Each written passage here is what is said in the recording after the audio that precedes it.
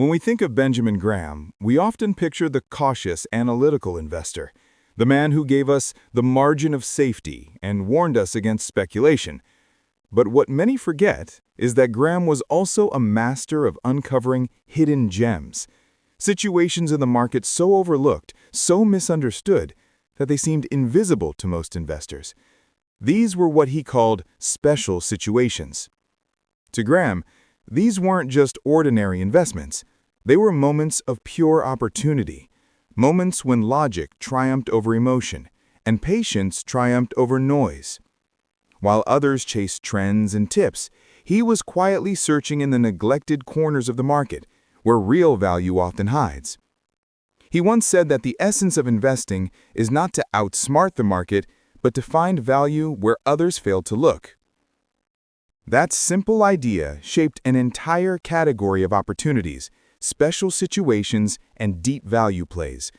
They were not about predicting the future, but about recognizing present misjudgments. In this video, we'll explore how Graham approached these hidden opportunities, how he analyzed them, what principles guided his choices, and most importantly, how his approach remains just as relevant today as it was nearly a century ago. We'll see how Graham turned temporary uncertainty into lasting advantage. We'll look at his real-life examples, from corporate liquidations to spin-offs, and draw parallels to modern markets, where the same patterns repeat again and again. Because markets may change, technologies may evolve, but human behavior, fear, greed, neglect, that never changes, and that's exactly where Graham found his edge. So today, we'll uncover what he truly meant by special situations, how he identified deep value opportunities others dismissed, and how his methods still guide patient investors seeking solid ground in a world obsessed with quick games. But before we can understand Graham's methods, we must understand his perspective, why he believed the market left so many treasures buried in plain sight. And that begins with one simple idea. The market's greatest inefficiency lies in its distractions. But what exactly made these hidden corners of the market so powerful, and how can we find them today? That's where our story begins. To understand why Graham was drawn to special situations, we need to go back to the 1930s, a time when the investing world was in ruins. The Great Depression had shattered confidence, companies were failing by the hundreds, and Wall Street's glamorous promises had collapsed into dust. Yet in that chaos, Graham saw something others didn't: opportunity born out of neglect. He realized that when markets panic, prices detach from reality. Stocks of solid businesses traded far below the value of their assets. Corporate restructurings, mergers, and liquidations created moments of deep mispricing, the kind that could reward an investor willing to look where others refused to look. These moments, to Graham, were special situations. They weren't about the broader market trend or economic forecasts. They were about specific, identifiable events, something measurable that could lead to a change in value. A merger, a spin-off, a liquidation, a reorganization, or even a tender offer. Graham wasn't just buying cheap stocks. He was buying situations, with catalysts that could unlock value. He looked for scenarios where the outcome didn't depend on optimism, but on probability and analysis. One of his favorite examples came from the liquidation of small industrial companies in the 1930s. Many of these firms had assets, machinery, real estate, or cash equivalents, worth more than their entire market capitalization. When they announced plans to wind down operations and distribute proceeds to shareholders, the average investor shrugged. Graham didn't. He would analyze the liquidation process meticulously, estimate how much shareholders would receive, and then buy shares at a discount. Even if the liquidation took years, the returns often exceeded what any growth stock could provide. It wasn't exciting, it wasn't fast, but it was rational, safe, and profitable. And for Graham, that combination was irresistible. Fast forward to today, and these same patterns still exist. They appear in modern spin-offs, distressed asset sales, or even mispriced closed-end funds. While the tools have changed, the psychology hasn't. Investors still ignore complexity, preferring simplicity. That's where Graham's discipline made him different. He was never afraid of complexity, as long as it came with clarity. He once wrote that the intelligent investor is a realist who sells to optimists and buys from pessimists. Special situations were his way of doing exactly that. But these opportunities required more than analytical skill. They demanded patience and courage to go against the crowd. And that patience would lead Graham to one of his most fascinating discoveries, the concept of deep value, where the greatest bargains hid beneath layers of fear and misunderstanding. But how did he define deep value, and what made it so powerful? Let's explore that next.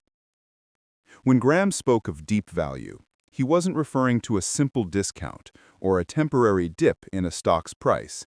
He meant something far more profound, a condition where a company's market price was so irrationally low that it almost defied belief. To him, deep value represented the ultimate expression of market inefficiency. It was the point where pessimism became excessive, where investors' fear had pushed prices so far below intrinsic worth that even modest improvement could yield extraordinary returns. He discovered that the market's greatest bargains were usually found in its most uncomfortable places: depressed industries, companies facing restructuring, businesses with temporary setbacks. To most investors, these were red flags. To Graham, they were flashing signals of opportunity. He once analyzed the stock of Northern Pipeline, a company trading for less than the value of the cash it held in its accounts. No complicated projections were needed. The facts spoke for themselves. If Northern Pipeline simply distributed its excess cash, investors would make an immediate profit. Graham bought heavily, and within months, the company indeed returned capital to shareholders. That experience shaped his understanding of deep value. He learned that while markets are efficient at times, they are never perfectly rational. Investors overreact to bad news just as they overreact to good news. And in those overreactions, the intelligent investor finds his advantage. Now fast forward to our world today, and you'll see the same dynamics play out. Take the 2008 financial crisis, or even the tech sell-off of recent years. Stocks of strong companies collapsed under the weight of fear. Cash-rich businesses, profitable yet out of favor, traded as if they were destined to fail. The details change. The psychology does not. That's why Graham's teachings endure. He didn't build his philosophy on trends or technology. He built it on human behavior. And behavior doesn't evolve nearly as fast as the markets around it. Now, deep value investing requires something most investors lack: conviction. Because when you're buying what everyone else is selling, the market will test your patience and your confidence. Graham himself faced ridicule more than once for investing in companies others had written off. But he stayed the course because his decisions weren't based on hope. They were based on arithmetic. As he often reminded his students, in the short run, the market is a voting machine. But in the long run, it is a weighing machine. Deep value investing is about waiting for that weighing machine to work in your favor. But deep value wasn't just about numbers. It was also about catalysts, specific events that could unlock that hidden worth. And it's in those catalysts that Graham's idea of special situations comes alive. Because identifying deep value is one thing. Knowing when that value might be realized, that's where the real insight lies. So how did Graham find these catalysts, and how can we apply the same thinking in our time? The answer lies in understanding the types of special situations he mastered and the methodical way he analyzed them. Graham often said that investment is most intelligent when it is most businesslike, and nowhere did that principle shine brighter than in his study of special situations. These were not bets on price movements or predictions about the market's mood. They were structured, logical decisions, the kind a businessman would make when evaluating a clear, measurable event. He classified these opportunities into categories that might sound surprisingly modern: mergers and acquisitions, spin-offs, recapitalizations, reorganizations, and liquidations. Each had its own risks, but also its own set of probabilities that could be studied and reasoned about. Let's take mergers, for example. Suppose Company A announced plans to acquire Company B for $50 a share. But even after the announcement, Company B's stock traded for $45, a $5 difference. Why? Because investors feared the deal might fall through. Graham would ask, what are the odds of completion, and how long will it take? If the probability of success was high, that gap represented opportunity. He called these workouts, and they became a major part of his investment operations. Graham and his firm would carefully analyze deal terms, study both companies' balance sheets, and determine if the risk justified the reward. Often it did. And those small, consistent profits, repeated across dozens of deals, compounded into significant long-term results. Spin-offs were another favorite. When a large corporation separated a smaller division into a new independent company, investors frequently ignored it. Mutual funds couldn't buy small-cap stocks, analysts didn't follow them, and selling pressure pushed prices down. Graham recognized this neglect as fertile ground for profit. He once analyzed a railroad company that spun off a smaller utility business. The new shares were dumped onto the market with little fanfare. But within a year, the spin-off began trading near its intrinsic value, providing investors who saw the opportunity with a handsome return. Then there were liquidations, perhaps the purest expression of Graham's value mindset. He would calculate how much a company's assets would be worth if sold and how much cash would remain for shareholders after debts were paid. If that liquidation value exceeded the stock price by a comfortable margin, the situation was as close to guaranteed as markets allow. Each of these situations required discipline.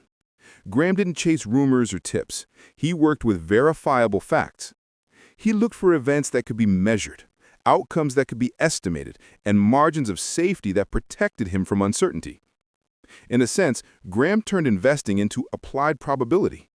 Every position was like a chess move, calculated, patient, and purposeful. Today, similar opportunities still exist. They appear in modern mergers, in corporate spin-offs, and the restructuring of distressed businesses. The tools are faster now, but the psychology is the same. Most investors still avoid complexity. They prefer simplicity and storylines. Graham thrived in complexity because that's where inefficiency lived. But even with such precision, these investments carried an element of uncertainty. Deals could collapse. Liquidations could take longer than expected.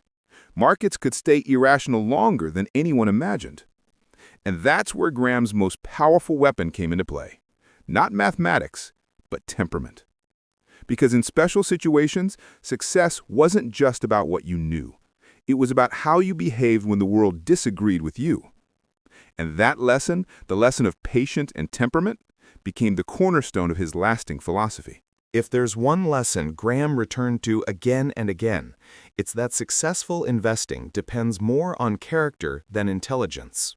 Numbers matter, of course, but temperament determines whether you can stick with those numbers when the market tests your resolve. In special situations, that test comes often. Prices fluctuate, rumors swirl, deals face regulatory hurdles. And at every turn, the market tempts you to abandon logic for emotion. Graham knew this well. He had seen investors sell too early because of impatience, and others buy recklessly because of greed. Both, he believed, were fatal errors. He taught that the investor's job is not to predict the future, but to manage themselves in the present. The difference between speculation and investing, he said, is discipline. The speculator acts on emotion. The investor acts on evidence. This mindset became crucial in Graham's own career. During the 1940s, one of his firm's largest holdings, a utility company in the midst of reorganization, seemed doomed. News headlines predicted bankruptcy, and even some of his clients began to lose faith. But Graham had done his homework. He knew the assets were real, the liabilities manageable, and the restructuring plan solid. While others panicked, he waited. And when the reorganization was completed, the value unlocked was immense. His firm not only recovered its investment, but earned a significant profit. Patience, not prediction, had been the source of victory. This principle applies as strongly today as it did then. Markets move faster, news cycles are shorter, and investors face more distractions than ever. Yet the essence remains the same. The ability to wait while others rush is still the greatest competitive advantage. Graham often said that the investor's chief problem, and even his worst enemy, is likely to be himself. It's a reminder that the biggest risk in investing doesn't come from the market, it comes from our reactions to it. In today's environment, special situations might take the form of corporate breakups, distressed buyouts, or undervalued real estate investment trusts. They may not deliver instant gratification, but for those who approach them with Graham's temperament, calm, rational, and patient, the rewards can be remarkable. Think of investors during the 2020 pandemic crash who bought into companies with strong balance sheets trading at half their intrinsic value. Those who understood Graham's principles, who could separate panic from probability, saw enormous gains when markets normalized. It's the same cycle, repeating across time. Fear creates undervaluation, patience reveals opportunity, and rational analysis captures it. But temperament alone wasn't enough. Graham also insisted on one more thing: a margin of safety so wide that even if your analysis was imperfect, your capital remained protected. That single principle, he believed, was the foundation of all intelligent investing. So how did Graham apply the margin of safety in these special situations, and how can we do the same today? The answer reveals why his philosophy continues to guide the wisest investors even now. Graham believed that every investment, no matter how carefully analyzed, carried uncertainty. Forecasts could be wrong, management could make mistakes, or events could unfold unpredictably. The way to guard against these unknowns was through what he called the margin of safety, the difference between a company's intrinsic value and the price you pay for it. In simple terms, it's your buffer against being wrong. And in the world of special situations, that buffer is everything. When Graham evaluated a liquidation, for example, he didn't just estimate asset values, he discounted them heavily. Machinery might sell for less than expected. Real estate could take longer to liquidate, and legal costs could eat into proceeds. Only after accounting for every pessimistic possibility would he decide whether the investment still offered a margin of safety. If it did, he would act. If not, he would wait. This same principle guided his merger and spin-off strategies. Suppose a merger offered a 10% gain if completed, but a 5% loss if it failed. That's a poor margin of safety. One mistake could erase two successes. But if a deal offered a 20% upside with limited downside risk, the odds tilted favorably. Graham wasn't just measuring value, he was managing risk. He often reminded his students that the essence of investment management is the management of risks, not the management of returns. In his view, protecting capital came first, profits with reward for prudence. This thinking carried into modern times through the investors he influenced. Warren Buffett, for instance, built his entire early career on Graham's principles, buying companies trading below liquidation value, investing in special situations like American Express's salad oil scandal, and always insisting on a wide margin of safety. But what's remarkable is how this principle still applies across today's markets, from traditional equities to distressed assets and even emerging technologies. The details change, but the discipline does not. The margin of safety remains the dividing line between speculation and intelligent investing. Think of it this way. In a market where enthusiasm drives prices sky high, the margin of safety disappears. You're betting on perfection. But in moments of panic, when pessimism pushes good businesses to absurdly low valuations, the margin of safety expands, and so does opportunity. That's why Graham thrived during turbulent times. When others saw chaos, he saw clarity. The margin of safety gave him confidence when others felt fear. It allowed him to buy what was cheap, sell what was dear, and remain unemotional in between. And even when his analysis wasn't perfect, when a company's recovery took longer than expected or an event unfolded differently, that safety margin protected his capital. Over time, those small, steady gains compounded into enduring success. It's a humbling reminder for all of us. Investing is not about being right all the time. It's about being prepared when you're wrong. And that's what made Graham's philosophy so powerful. It was designed to work not in a perfect world, but in a flawed one. Yet Graham's most surprising insight wasn't about numbers at all. It was about perception. How markets consistently overlook what's right in front of them, and how patient investors can profit from that blindness. So let's explore that next, the psychology of neglect, and how Graham turned it into one of the most reliable paths to wealth. Graham understood something profound about markets, that prices don't just reflect information, they reflect emotion. Behind every ticker symbol are people, and people are driven by stories, fears, and biases. The market, in his eyes, was not a perfect machine of reason. It was a living drama of human behavior. He saw that most investors follow attention, not analysis. They buy what's popular and sell what's forgotten. This, he believed, was the single greatest source of opportunity for the intelligent investor, because where attention fades, value often hides. He called these neglected opportunities the orphans of the market. Companies too small for analysts, too dull for headlines, or too complex for quick judgment. But beneath the neglect often lay real assets, strong fundamentals, and catalysts for future value. One of Graham's favorite examples was the small insurance companies and industrial firms of the 1940s and 1950s. They operated quietly, earning steady profits, but receiving little market recognition. Their shares traded for less than their tangible assets, sometimes even below cash on hand. Investors simply ignored them. Graham would quietly step in, analyze their financials, and buy with a wide margin of safety.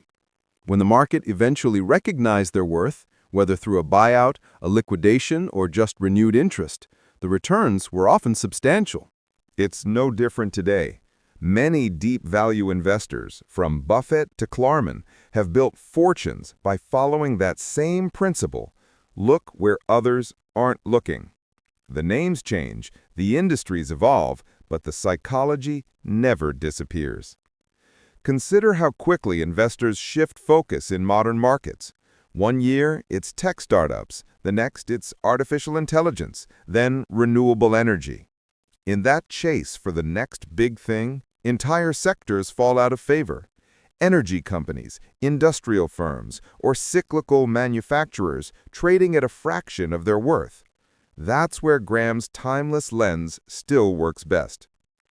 Because special situations and deep value opportunities aren't about predicting trends, they're about understanding that neglect itself creates mispricing.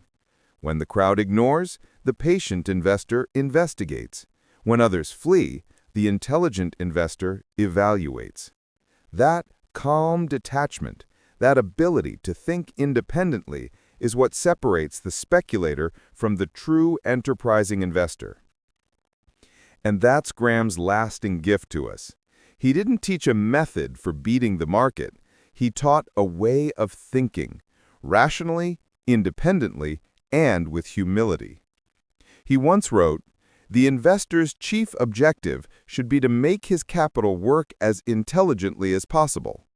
That meant searching for opportunities others overlooked, demanding a margin of safety, and maintaining composure when the world seemed uncertain. Those lessons remain as vital today as they were nearly a century ago. Because while markets evolve, Human nature does not. There will always be neglect, fear, and overreaction, and therefore, there will always be opportunity for those who can see clearly through the noise. So, the next time you study a forgotten stock, a spin-off no one's talking about, or a company trading below the value of its assets, remember Graham's philosophy. Ask yourself, is this a special situation? Is there deep value here hidden by emotion or neglect? Because somewhere in that quiet corner of the market, untouched by hype, lies what Graham called the true investor's edge, the ability to see value where others see none. And in a world that moves faster every day, that kind of clarity isn't just rare, it's timeless.